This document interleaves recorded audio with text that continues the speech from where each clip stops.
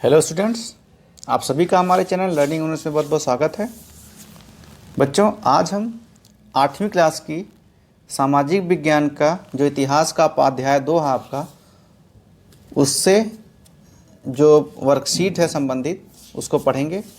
जैसा कि आप जानते हैं कि पिछली भी वर्कशीट्स में हम जो ब्रिटिश शासन है, कैसे कंपनी ने भारत में प्लासी का युद्ध के बाद से धीरे धीरे बक्सर का लड़ाई की और उसके बाद सहायक संधि के माध्यम से धीरे धीरे अपने साम्राज्य को भारत में बढ़ाया, तो उसी की कड़ी में आगे को हम पढ़ते हैं कि जो उनकी नीति क्या रही भारत में और विस्तार करने का, राज्यों को अपने कब्जे में लेने का, उसके बारे में पढ़ेंगे। और उस नीति को सर्वोच्चता का दावा तथा विलय की नीति कहा जाता है। तो आज हम इस नीति के बारे में पढ़ेंगे।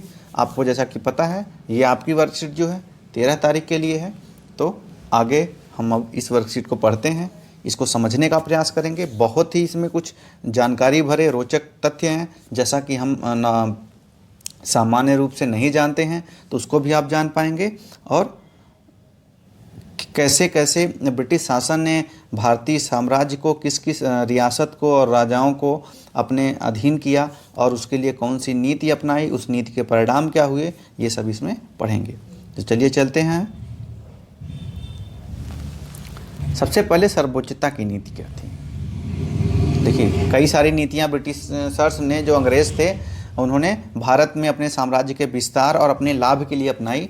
तो उसमें एक नीति है सर्वोच्चता की नीति। अब देखिए, जैसा कि आप जानते हैं कि 19वीं सदी की शुरुआत से ईस्ट इंडिया कंपनी अपने क्षेत्र के विस्तार की आक्रामक नीति पर चल रही थी। 18वीं सदी तो सही थी, जैसे 1700 से लेकर 1800, लेकिन 19वीं सदी में चूँकि ब्रिटिशर्स ने अपना पांव भारत में जमा लिया, तो उनका ये था, ईस्ट इंडिया कंपनी का ये मतलब उद्देश्य था, उनकी हमेशा यही जद्दोजहद रहती थी कि कितनी जल्दी भारत में आक्रामक रूप से अपनी नीति का विस्तार किया जाए, साम्राज्य का विस्तार किया जाए। गवर्नर जनरल लॉर्ड हेस्टिंग ने सर्वोच्चता की एक नई नीति शुरू की। इस नीति के अनुसार ईस्ट इंडिया कंपनी का यह दावा था कि उसकी सत्ता सर्वोच्च है, इसलिए वह भारतीय राज्यों से ऊपर है।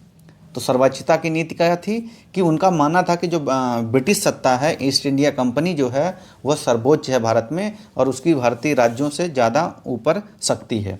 अपने हितों की रक्षा के लिए वह भारतीय रियासतों पर कब्जा करने या कब्जे की धमकी देने का अधिकार मानती थी, और वो मानते थे कि वो सबसे शक्तिशाली है, और अगर उनके हित जो है भारतीय राज्यों के साथ टकरा रहे हैं तो भारतीय रियासतों को कब्जे में कर लेते थे या उन्हें धमकी भी देते थे।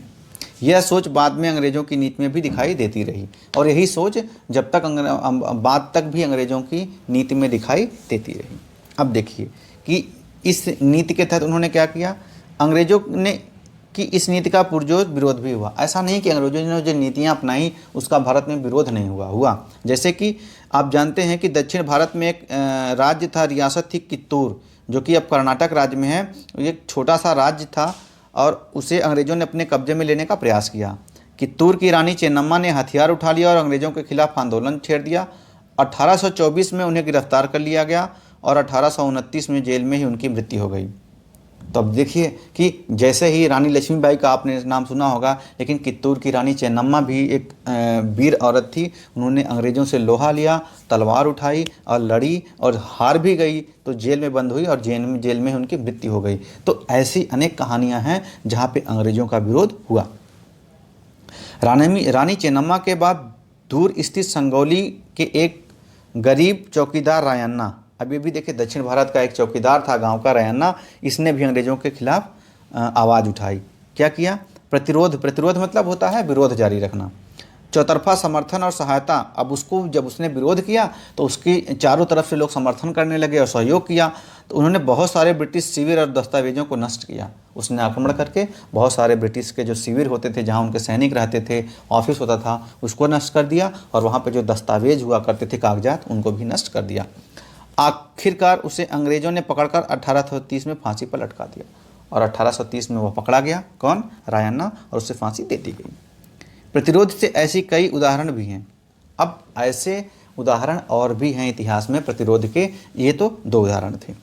1830 के दशक के अंत में ईस्ट इंडिया कंपनी रूस के प्रभाव से बहुत डरी हुई थी। अब देखिए, ईस्ट इंडिया कंपनी जो है, चूँकि इंग्लैंड की कंपनी थी और इंग्लैंड का पूरे विश्व में लगभग साम्राज्यवाद का विस्तार हो रहा था। तो इंग्लैंड के जो ईस्ट इंडिया कंपनी थी उसको डर था कि रूस भी साम्राज्यवादी हो चुका था, तो कहीं रूस का जो है भारत पर प्रभाव ना पड़ जाए। चूँकि ये जैसा कि आप जानते हैं, ज़रा हम आपको चित्र बना के दिखाते हैं। एक मिनट, थोड़ा इसको और छोटा करते हैं। ये मान लीजिए भारत का चित्र है, ऐसे ऐसे ऐसे। ये मान लीजिए, इसको थोड़ा और ऐसे कर लेते हैं। हाँ, ये टेढ़े मेढ़े हैं और इधर ऐसे जो भी है। लेकिन यहाँ पे आप देखेंगे, यहाँ इधर चीन हो जाएगा, इधर ये, और यहाँ से फिर रूस हो जाएगा ऐसे। अब इधर यहाँ से फिर अरब हो जाएगा और इधर से फिर यूरोप आ जाएगा। तो ब्रिटिश तो बहुत दूर थे, लेकिन उनको पता था कि ये जो रूस वाले हैं, अगर ये अफ़गानिस्तान पाकिस्तान पे, चूँकि उस समय अफ़गानिस्तान पाकिस्तान भी भारत का ही हिस्सा था, तो भारत में जुड़ा हुआ था, तो कहीं वो अफ़गानिस्तान पाकिस्तान उनसे नज़दीक था। तो अगर उन्होंने अफ़गानिस्तान पर कब्जा कर लिया तो फिर वो धीरे धीरे भारत पर भी कब्जा कर लेंगे और ब्रिटिश का जो यहाँ पर राज्य है वो खतरे में पड़ जाएगा। तो इसको ध्यान में रखते हुए उन्होंने क्या किया कि एशिया उत्तर पश्चिम भारत की ओर भी चपेट में ना ले, इसी डर से अंग्रेज अब उत्तर पश्चिम भारत पर भी अपना नियंत्रण स्थापित करना चाहते थे।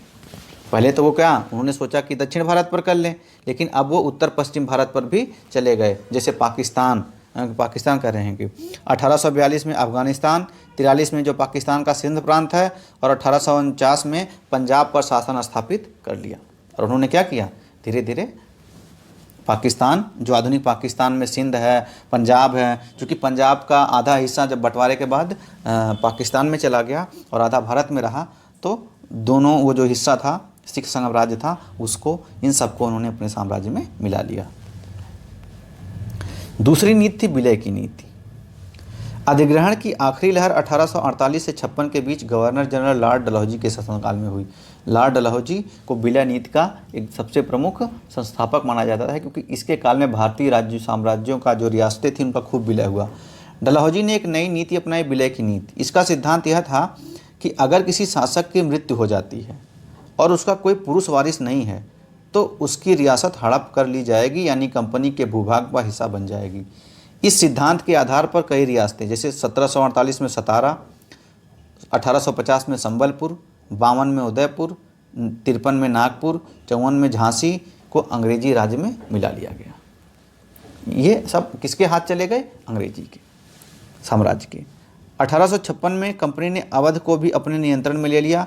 इस बार अंग्रेज़ों ने एक नया तर्क दिया। उन्होंने कहा कि वह अवध की जनता को नवाब के कुशासन से आज़ाद करने के लिए कर्तव्य से बंधे हुए, इसलिए वे अवध पर कब्जा करने को मजबूर हैं। देखिए, उन्होंने तर्क बदल दिए थे। पहले तर्क था क्या था, अगर कोई शासक है, उसका कोई पुरुष वारिस नहीं है, उसका कोई बेटा नहीं है और वो मर गया, तो उसका क्या बोलते हैं, हड़प नीति, राज्य हड़प नीति से कहते थे कि उसके राज्य को ब्रिटिश जो है मिला लिया जाएगा, क्योंकि यह माना जाएगा उसका कोई वारिस ही नहीं है। जबकि ये अनैतिक था। कोई भी राजा हो, वो जिसे भी अपना उत्तराधिकारी मानेगा, उसी को उसका राज्य मिलना चाहिए था। यही जो नैतिक नियम होते थे, जो आधिकारिक नियम होते थे, यही होने चाहिए थे। लेकिन अंग्रेज़ों ने विलय की नीति के तहत भारतीय राज्यों को, चूँकि कमज़ोर फूट थी और छोटे छोटे राज्य थे, उनको विलय मिला लिया। अब प्रिय नवाब को जिस तरह से गद्दी से हटाया गया, उसे देखकर लोगों में गुस्सा भड़क गया और अवध के लोग 1857 की महान विद्रोह में शामिल हो गए। अब देखिए, 1856 में अवध के नवाब वाजिद अली शाह, उनको हटा दिया गया और वहाँ पे अंग्रेज़ों ने कब्जा कर लिया। लेकिन जैसे जैसे जब 1857 की क्रांति हुई, तो अवध के लोग 1857 की क्रांति में शामिल हो गए। तो बच्चों, ये आपने पढ़ा दो, सर्वोच्चता की नीति और विलय की नीति। इसे अच्छे से समझ लीजिए। ये चीज़ें आपको जीके में और आगे भी आप जब तैयारी करेंगे या इतिहास के जब को आपने पढ़ेंगे, तो आपको बहुत सारी ऐसी जानकारी मिलेंगी। जब आप कई और अन्य परीक्षाओं में जाएंगे तो आपको अच्छे नंबर मिलेंगे, आपको बहुत फ़ायदा होगा। अब प्रश्न है, सर्वोच्चता की नीति क्या है? सर्वोच्चता की नीति किसके नेतृत्व में शुरू की गई? बच्चों, सर्वोच्चता की नीति क्या है और इसे किसने शुरू किया, ये आपने यहाँ पढ़ा, लॉर्ड हेस्टिंग्स ने। और इस नीति का दावा क्या था, इनका सिद्धांत क्या था, आपने पढ़ा कि सर्वोच्चता की नीति क्या थी। तो आपको अपने मन से इसके आंसर लिखने हैं। यहीं पे पहले पैराग्राफ में ही सारी चीज़ें हैं। तो यहाँ से पढ़ के आप थोड़ा अपना दिमाग लगाएं। हमने समझा दिया था, बता दिया था, तो उसका उत्तर आपको मिल जाएगा। विलय नीति का सिद्धांत क्या है था? यह सिद्धांत अनैतिक क्यों था? विलय नीति का सिद्धांत क्या था? आपने पढ़ा, अगर कोई राजा होगा और उसका पुरुष वारिस नहीं होगा तो इसके बारे में आपने पढ़ा था। तो यही सिद्धांत आपको लिखना है। यह सिद्धांत अनैतिक क्यों था, ये भी हमने बताया, क्योंकि जब राजा जिसे भी अपना उत्तराधिकारी बनाता उसे उसके राज्य का उत्तराधिकारी होने का अधिकार प्राप्त होता था। तो ब्रिटिश किसी दूसरे राजा का, जिसका उनसे कोई संबंध नहीं है, उसके उत्तराधिकारी के ना होने पर राज्य को कैसे हड़प सकते हैं? समझ गए ना? तो इस कारण से ये अनैतिक था। जैसे आपका पड़ोसी है, उसके घर में कोई उसके बेटे नहीं थे, इसका मतलब क्या आप उसकी ज़मीन हड़प ले लेंगे? ये तो अनैतिक हो गया। तो वही चीज़ है कि जिसका कोई वारिस नहीं है, पुरुष वारिस नहीं है, तो उसकी ज़मीन को हड़पना या उसके राज्य को हड़पना ये अनैतिक था। सर्वोच्चता की नीति के तहत दक्षिण भारत के किस राज्य पर कब्जा करने का प्रयास किया गया? इसका क्या परिणाम हुआ? तो आपने देखा, एक राज्य था कित्तूर पर कब्जा करने का प्रयास किया गया और क्या परिणाम हुआ आप लिखेंगे। कित्तूर की रानी कौन थी, उन्होंने युद्ध लड़ा, उनको जेल में बंद किया गया कब, और रायन्ना के बारे में भी आप लिखेंगे। ईस्ट इंडिया कंपनी रूस के प्रभाव से क्यों डरी हुई थी? क्योंकि उसको पता था कि रूस के प्रभाव के बाद क्या होगा, अगर रूस तो भारत भी, देखिए यहाँ पढ़िए क्या था, कहीं रूस का प्रभाव पूरे एशिया पे फैलकर उत्तर पश्चिम से भारत को भी अपनी चपेट में ना ले ले, यही तो उसको डर था। यदि आप कित्तूर के एक नागरिक होते तो अपना विरोध क्यों करते? अब आप बताइए क्यों विरोध करते? कि आप कोई भी, जैसे आपका मान लीजिए आपका देश है, तो आप अभी देश है, अगर कोई राजा इस पर आक्रमण करे, कोई विदेशी सत्ता या देश भारत के ऊपर आक्रमण करे, तो आप विरोध नहीं करेंगे, और विरोध करेंगे तो क्यों करेंगे? तो उसका उत्तर आपको यहाँ लिखना है। ये अपने छठा प्रश्न है, विलय नीति और सर्वोच्चता की नीति अंग्रेजों की किस सोच को दर्शाती है? तो आप लिखेंगे, विलय नीति और सर्वोच्चता की नीति अंग्रेजों की साम्राज्यवादी नीति को दर्शाती है, जिसके तहत वह भारतीय राज्यों को हड़प लेना चाहते थे। तो बच्चों, ये आज आपका पूरी वर्कशीट रही। इसमें बहुत जानकारी भरी चीज़ें आपको ऐतिहासिक मिली, अपने इतिहास के बारे में, अंग्रेज़ों ने कैसे देश में अपने साम्राज्य का विस्तार किया, क्या क्या नीतियाँ अपनाई, उनके परिणाम क्या हुए, ये सब आपने जाना। आशा है आपको ये वर्कशीट करने में बहुत अच्छा लगा होगा। आप इसके प्रश्न को करिए और अपने अध्यापक से इसे चेक कराइए। अगर वीडियो आपको पसंद आया तो इसे शेयर करिए, अपने दोस्तों तक भेजिए और भी लोगों तक भेजिए, ताकि वो इसे देख के और भी ज्ञान अर्जित कर सकें। धन्यवाद।